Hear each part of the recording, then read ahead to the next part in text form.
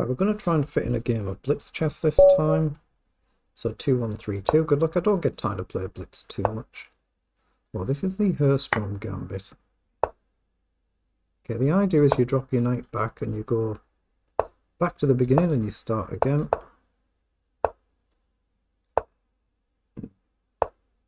If you ever see a low rated account play this opening, you won't really be playing a low rated account. Just bear that in mind. He doesn't play the check.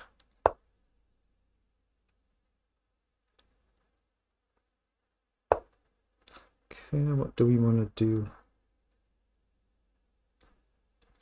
Knight across, not quite. I'm being deliberately cautious with the king here. I'm just trying to figure out where I want to go. Let's bring the queen up. Okay, let's push.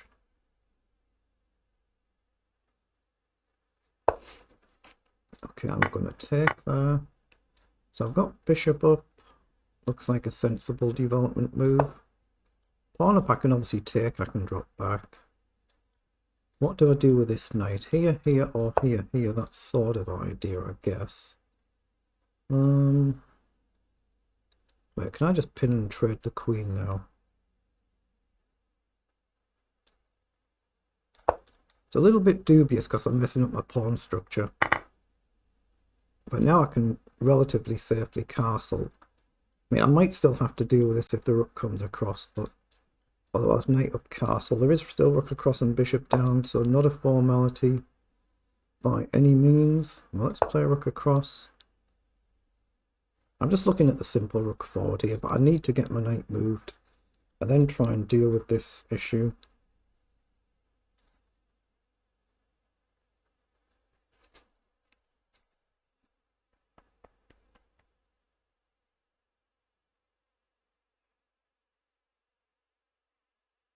I'm actually looking at f3 or f4 as a move here. f3 to charge this center structure. Takes and get the knight up. That looks quite nice now that the queen is off, and we're threatening to simply take and take if you don't. So he's played knight across. So what's wrong with this? It might give this knight a square now. Knight takes, knight in. I guess I would just simply take, wouldn't I? There's bishop up here now to hit the rook. There's check first. And you need to guard this, so I can check, bishop up. But I don't see how I quite make the progress I want, so I'm going to stick to f3 and try and break this center structure up. But if he doesn't take, I've got the option of f4, though I probably would have traded there. But there's this if the knight moves off, but I'm just trying to castle right now. Put pressure on here as well. So he's come forward, so I've now got the option of rook up, and he might have to play rook over.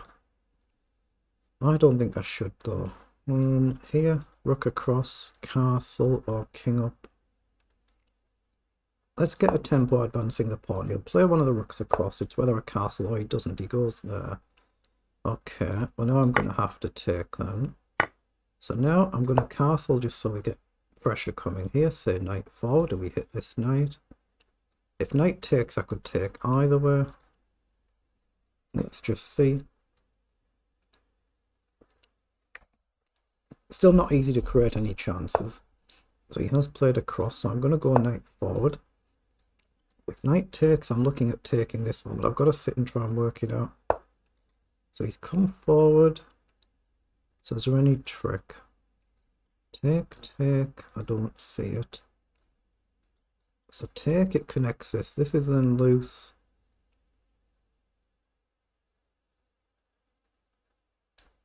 Knight across, pawn up.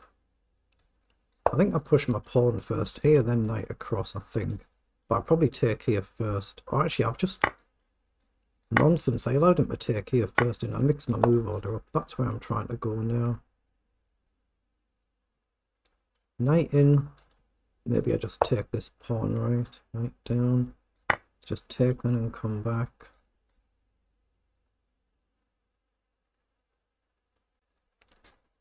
It's a very dangerous opening in bullet chess, as you see it more in bullet. Yeah, if you ever see this gambit on a low rated account, it's likely you're not really playing a low rated account. It just wouldn't enter the mind of low rated players. So here, knight takes, rook across, loses on the spot. So here, takes, maybe just pawn up. I don't want to trade if I can help it because I'm up on the clock. This is loose, so here, takes, check.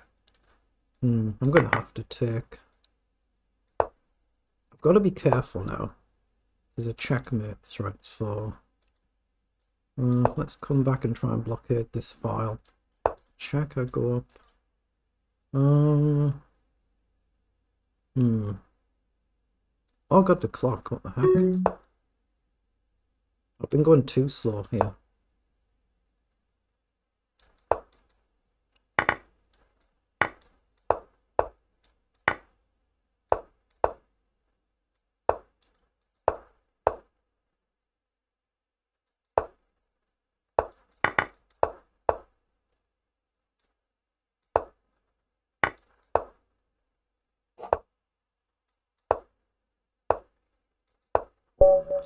Wow, we were able to flag him. Dangerous game, wasn't it? Let's see how it was in engine speak. So we just go to the analysis board. So let's just request an analysis of this.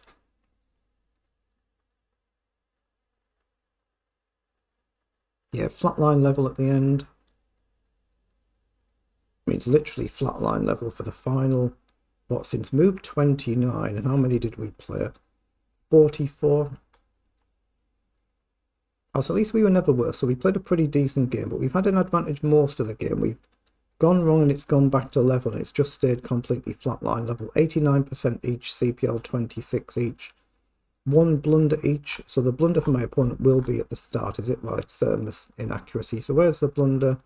Oh, there's been a blunder here, and then it's not been punished. So I'm the one who's actually blundered, and opponent's only blunder is that they haven't punished our blunder. So that's when we castled. So knight e5 is a blunder. Yeah, he should have just taken and then shift the knight somewhere, I guess. So knight takes, and then I need to take the rook actually. I need to take the rook there. That's the recommended line. So opponent blundered by not taking back. Otherwise, there's not really too much to say about it, was it? But yeah, if you see this Herstrom Gambit and you're playing a low-rated account, it's say in an arena tournament or something, it's not really going to be a low-rated player. It's one of the telltale signs, one of those odd gambits that, you know, players of a certain rating range will play it. The top players don't play it. They could do, but they don't. You won't see it in top-level games generally, I wouldn't think. But equally, it just wouldn't enter the mind of a low-rated player. But it's something you do get quite a bit when you play knight f3, if you play it in the bullet chess. I'm just trying to develop here. So I should have actually taken with the pawn instead of the knight to try and solidify the centre. There's always something to learn from every game you play. Opponent should have actually taken there. Okay. And here, I'm just trying to play the clock. Obviously, I was aware that I was well up on the clock, and then I suddenly was aware I was barely up on the clock. See, 18 against 7 seconds, so I'm just trying to make sure I don't blunder it away, get myself checkmated here. And then play the clock out. Not much else I could do. It was just completely flatline level them last 15 moves, but a decent game at our level, though, very good.